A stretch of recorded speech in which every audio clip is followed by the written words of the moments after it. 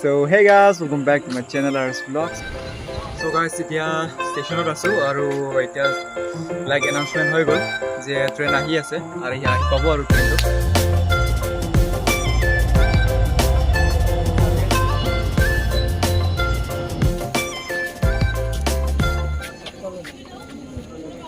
So finally हम पहुंच चुके हैं डिब्रूगढ़ स्टेशन और अराउंड 10 आवर्स हमने ट्रैवल किया है।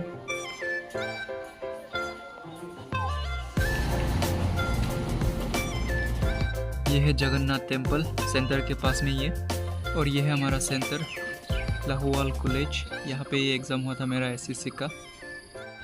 सो गाइस अभी एग्ज़ाम ख़त्म हो चुका है और अभी हम जा रहे हैं बैक डिफू। तो अभी वो मेरा दोस्त बैठा हुआ है, तो हम भी चलते और सीट भी वगैरह मिल चुका है।